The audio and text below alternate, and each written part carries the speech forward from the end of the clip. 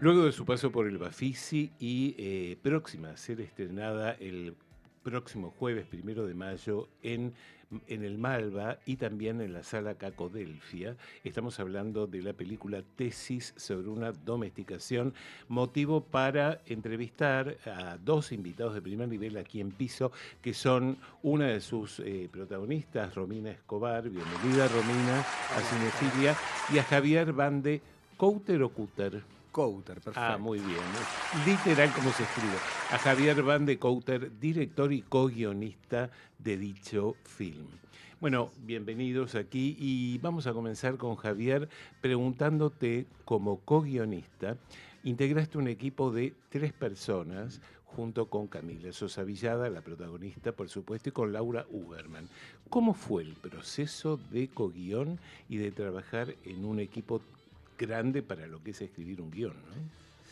La verdad que fue bastante orgánico porque, digamos, inicialmente empezamos con Camila Sí. a adaptarlo y después se nos unió Laura, pero muy cerquita, ni bien empezábamos.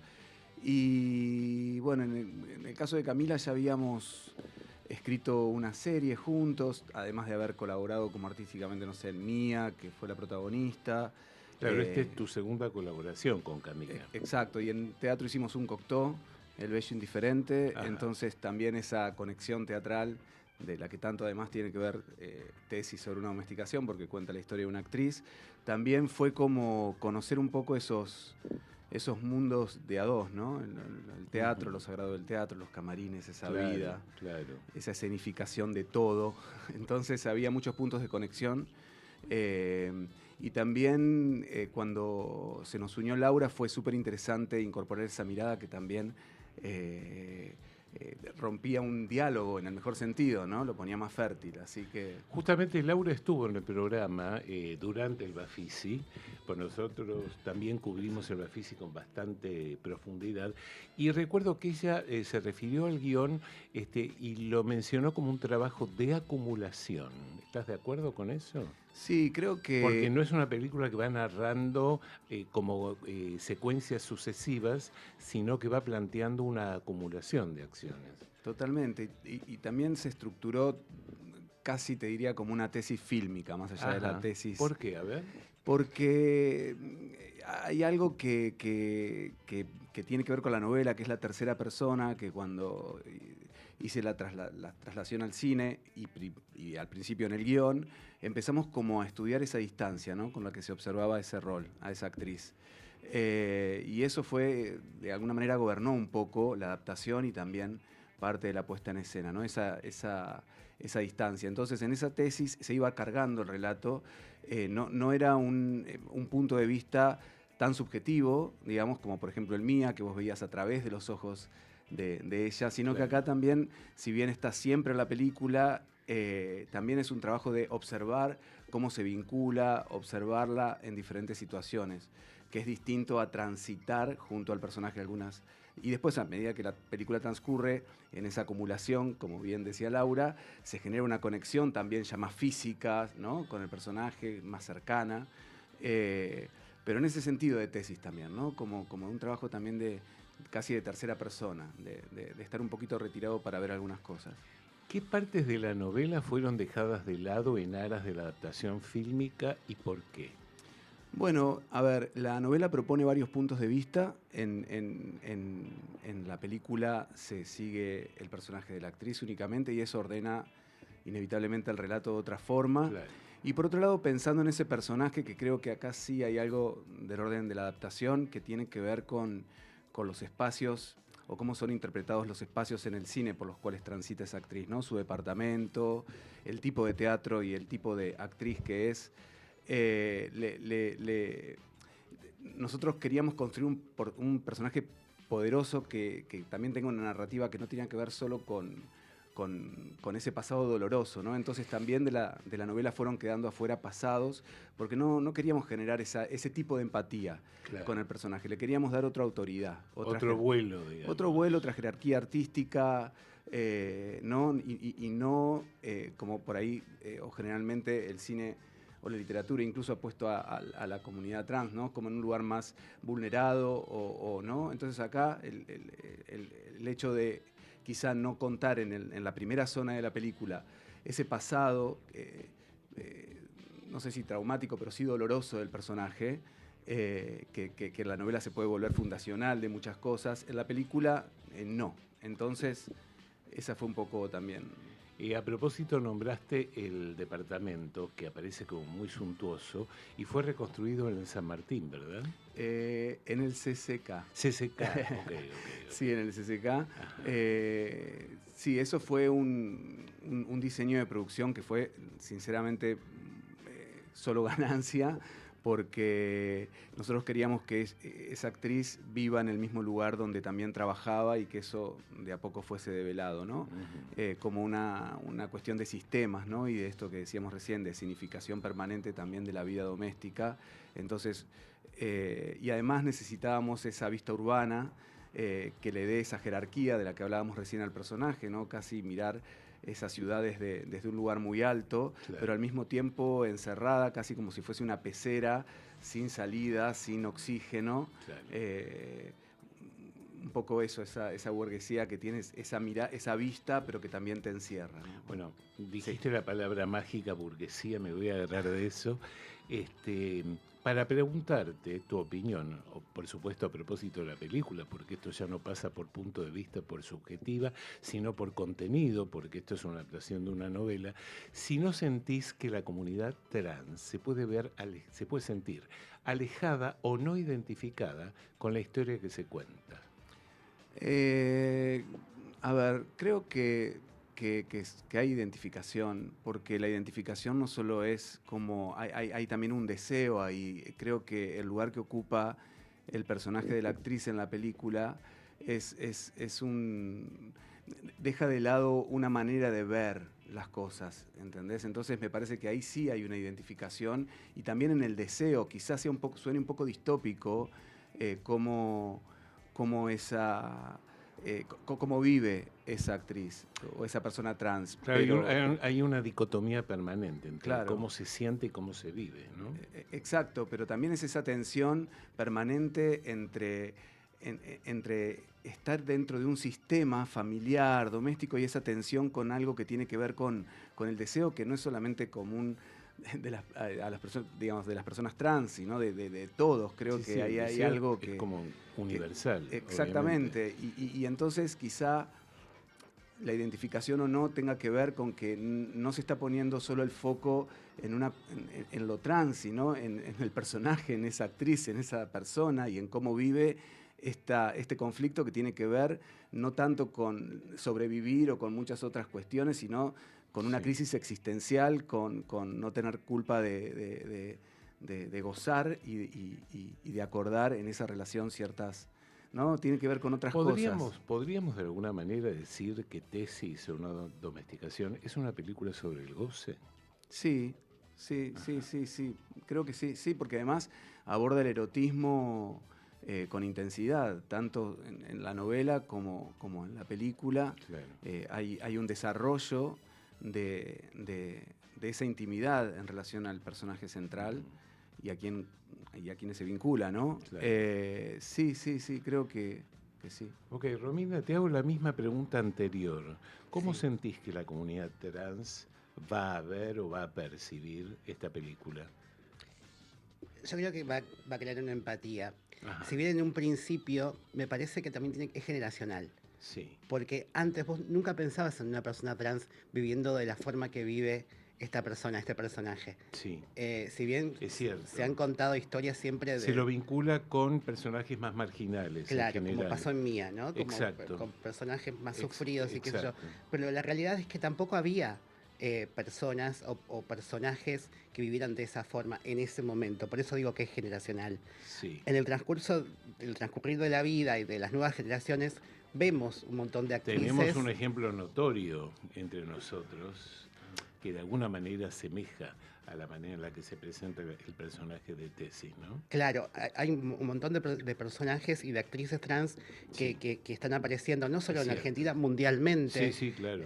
Y me parece que sí, que es una forma de verlas de vernos, digo, ¿no? Me incluyo, que es posible salir de esa historia tan marginal o lagrimosa o de... Me parece que está bien y está buenísimo que pase, que suceda y que se vea y que se Seguro, represente también como lo hace Camila seguro. Bueno, esta es tu segunda colaboración con Javier. con Javier, sí es. ¿Cómo es Javier como director? Bueno, está presente, pero digo, Sí, sí, trabajamos, me encanta la forma de trabajar de él.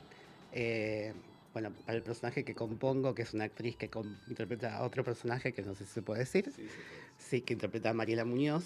claro, Nos sí, hemos, sí, sí. nos hemos juntado y hemos trabajado algo en representar a esa madre. Ah, Más allá de que era una actriz que representaba a Mariela Muñoz, digo, para mí era el director que me estaba dirigiendo a mí haciendo de Mariela Muñoz, Claro. em, porque nos empapamos de ella, nos empapamos de sus relatos. Hay cosas que pensé que no iban a estar y están, no lo hablamos a esto, pero digo, Bueno, mejor. Así porque nos sorprendes ahora al aire. porque cuando nos juntamos a hacer el trabajo de escritorio y de ver el cuerpo y qué sé yo digo, mira, yo vi esto, esto y esto de Mariela, de sus hijos y qué sé yo, y al final quedó lo de que por ahí no estaba en el texto, pero fue enriqueciendo lo que hicimos y nada, y por donde te va llevando me encantó, ¿no? Como yo venía con un bagaje, ¿no? De emociones, porque me pasa, me atraviesa el hecho de que Mariela sea una persona trans, que haya Claro. pasado lo que pasó con sus hijos y demás. Y estaba tan empapada de eso que cuando llegué es como que al encuentro nuestro como que exploté. Pero también él hizo que lo usara a favor de mi personaje. Claro, claro. Y quedó muy rico, y en escena también, el día que rodamos la escena, un montón de gente que estaba ahí en el set se había emocionado con lo que pasaba. Eso fue maravilloso para mí. Sí, sí, sí, sí. Sucedió porque aparte, eh, en la primera versión de la novela había un apéndice sobre Mariela, ¿no? Claro. Entonces, eso, la adaptación es una actriz que interpreta a Mariela Muñoz pero estaba escrita, te diría casi una pequeña obra de teatro, Claro. ¿no? Como para que Romy pueda también como ingresar a ese mundo, que también le había Camila escribió gran parte de ese monólogo. Entonces fue como un encuentro también de una persona trans escribiendo sobre otra persona trans, cosa que por ahí no es tan usual, ¿viste? Entonces creo que ahí también hubo como una conexión emocional que sucedió, lo que dice Romy en el set, fue súper súper fuerte porque fue como una pieza teatral, Sí, más allá chiquito. de lo que se ve en la peli, que es bastante, pero igual es... Lo mismo pasó con Pasífae, ¿no? Con la otra obra de teatro que interpreta Camila, ¿no? Se ensayó casi como si fuese una pieza corta, independientemente después, Claro. ¿no? Como que el tránsito, muy metidos en ese lenguaje de la actuación y del teatro y de los lugares que habita el teatro, que son tan diferentes al cine y tan difíciles a veces de traspolar Claro. al cine, ¿no?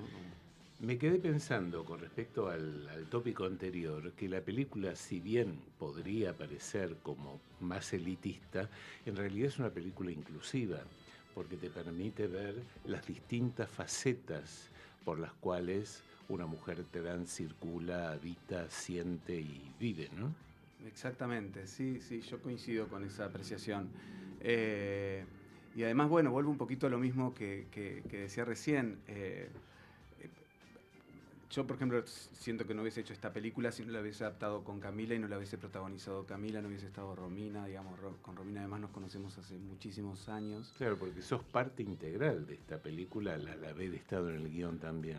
Exacto, ¿no? Entonces, y Camila también al estar en el guión y después en el set interpretando un personaje que construyó, digamos, que conoce ella desde las entrañas. Claro. Más allá que yo pienso que siempre, finalmente, las que más terminan conociendo los personajes son las actrices, los actores, más que el director, más que quien lo escribió, ¿no? Hay algo ahí del orden de lo vivo que, ¿no? Entonces, además, en este caso, es una actriz que Camila había construido ya en la novela. Claro. Entonces, todos esos juegos que se fueron dando, bueno, están ahí un poco en la peli. ¿Fue compleja de dirigir? Mira, siempre se agradece esa inteligencia en el set, porque, digamos, cuando hicimos mía ya era como algo muy iniciático para los dos. Mi primera película, la primera película también de Cami.